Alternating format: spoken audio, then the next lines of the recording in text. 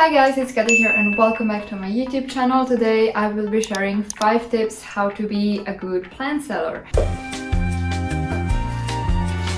I know a lot of people are selling plants. It's a way to finance your hobbies. I think what majority of us are doing, unless you have an unlimited cash supply, good for you. Others have to make things work unless you want some of the spicier plants, which can be a bit pricey. I've been selling plants for probably 3 years, if not more. I have sold a lot during this time and I haven't really had much problems. The tip number 1 is to always be transparent about plant's condition. Does it have any pest damage? Has it had any pests in the past that they have been treated and there could be still some pest marks? People can be really scared if they see those marks, but if you say, hey, I had spider mites 2 months ago but I've eradicated them since then, most of people will be fine with that. So I always try to take pictures of the roots, especially with cuttings. I think that is a given. Also with bigger plants, unless it's some plant that I would rather not pull out of the pot to show the roots, you can have transparent pots and you can just take a picture of them. And also if the plant has any flaws, if it has any burns, pest damage,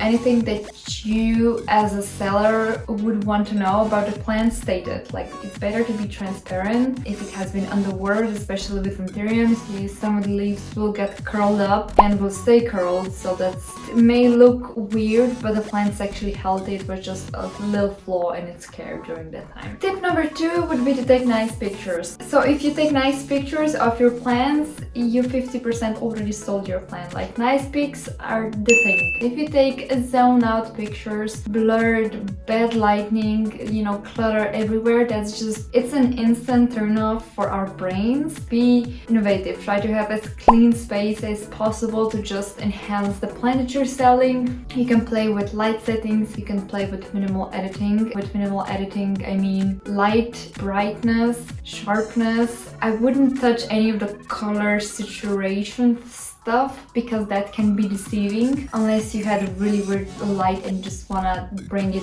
to a natural state. Don't do edits that would make a plant look different than it is in real life. Like, don't make a plant pink if it's not pink.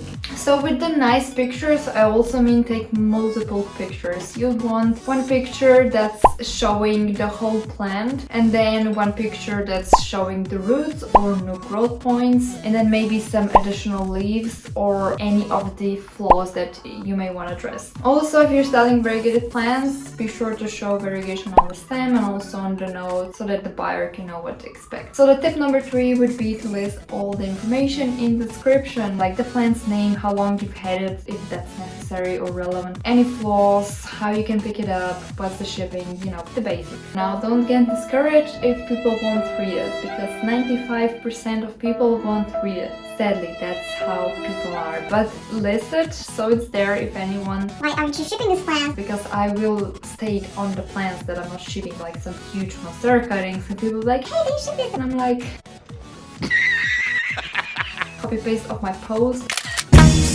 Don't be that petty. That's the petty I want to be, but I'm not. Because good customer service. I always list that I'm not responsible for any of the variegation, because people have come pissed at me that why their stem cutting of variegated adansoniia has turned green, and I'm just...